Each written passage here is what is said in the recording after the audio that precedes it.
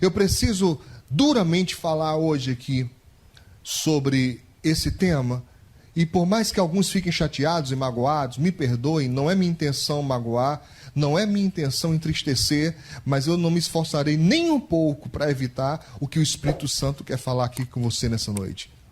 Se você, querido, tomou uma outra via, se você buscou uma satisfação, um prazer no pecado, se você escolheu o pecado, você se arrepende e diz: Senhor, me perdoa, assim como Davi, o Senhor vai te perdoar. Ele vai te perdoar, meu filho. Se for sincero, Deus vai te perdoar. E esse perdão de Deus significa que você não vai ser condenado. Você não vai morrer e não vai para a eternidade no pecado. Mas não foi dito nada em relação a restituir 4 vezes mais. Deus não livrou Davi disso. Eu quero que isso fique bem claro. Deus não livrou Davi disso. Vai ser salvo, vai ser abençoado, vai ter felicidade, vai ter alegria, mas se prepare, vai pagar. Vai pagar. Talvez não pague com toda o rigor, não pague com toda a dureza, né, equivalente ao erro, mas alguma coisa você vai pagar, meu filho. Alguma coisa vai pagar. E tem gente com problema com isso. Por quê? Porque fica fugindo. Fica se esquivando, fica, não, mas que isso? Por que eu estou passando por isso? Que isso? Por que eu... Você está colhendo o que você plantou, meu filho. Você está colhendo o que você plantou. E se ainda não colheu, se você ainda está se esgueirando, se esquivando, ainda está escondido, ainda está oculto, recomendo uma coisa para você: procura o profeta. Fala com o profeta, meu filho. Fala ligeiro. Porque quanto mais rápido você conseguir se livrar desse fardo, mais rápido vai vir, né, o tempo de refrigério, o tempo de paz. Porque sempre depois da tempestade vem a bonança. Sempre depois do deserto, a terra prometida.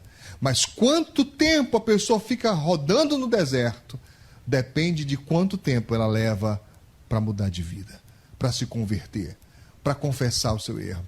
Porque tem gente que é assim: Deus me perdoa, só eu e Deus. Ah, meu filho, se fosse assim. Não é bem assim, não. Tá? Tem certas coisas que você precisa de correção. Tem certas coisas que você precisa de confissão. E confissão pública. E confissão, né, para um tutor espiritual. Eu não estou falando agora de redenção, tá? Eu não estou falando que você vai confessar para um pastor, uma pastora, e você sai dali redimido, porque ele vai ter poder de redimir seus pecados e fazer penitência. Coisa nenhuma. Nós não acreditamos nisso. Há quem acredite. Não estamos aqui para criticá-los, mas não creio assim. Quando eu falo de confissão para um tutor espiritual, eu falo no sentido de receber orientação. E agora, o que fazer? E agora, como é que eu vou corrigir minha vida? É nesse sentido que eu falo, de você receber orientação.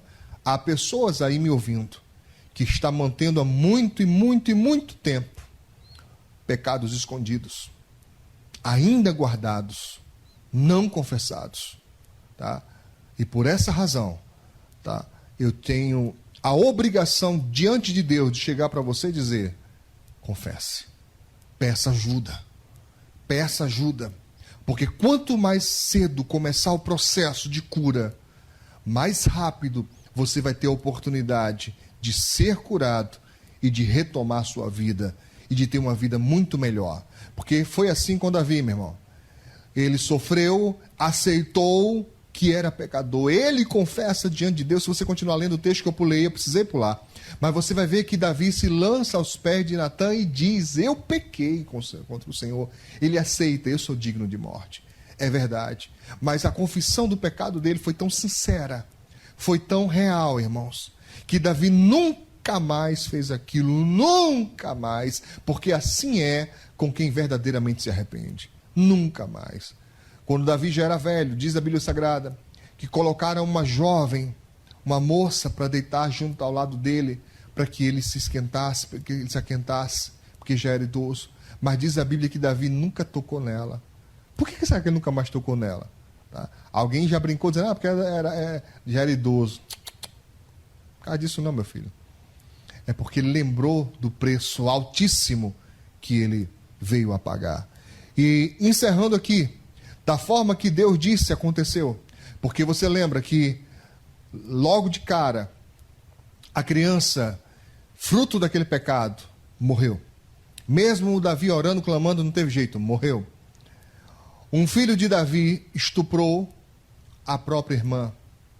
E o irmão mais velho dos dois, sendo sabedor daquilo, planejou e executou um plano, né, uma ação para matar o estuprador, e assim fez.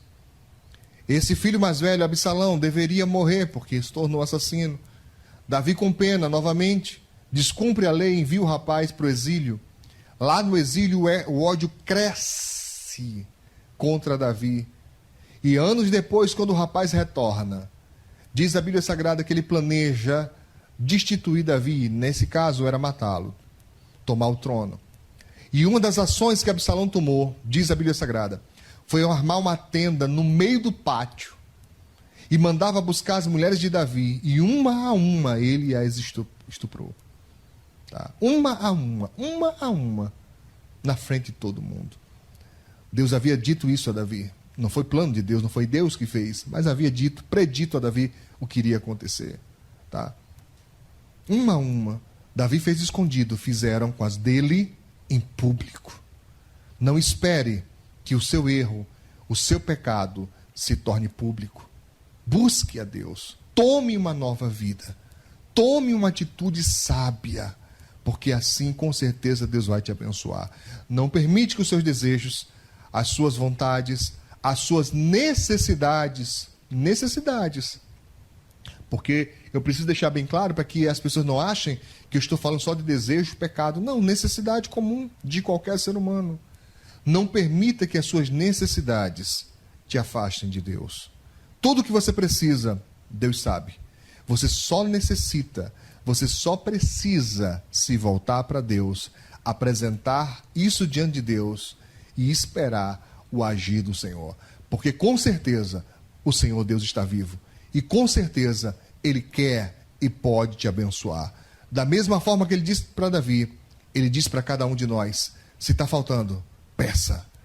E tais coisas eu vou te acrescentar. Jesus confirma isso dizendo, se Deus cuida da erva do campo, se Deus cuida das flores, das plantas, das aves, por que Deus não cuidaria de vocês?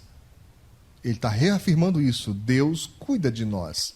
Basta que a gente volte o nosso coração para Ele. Tá bom, então?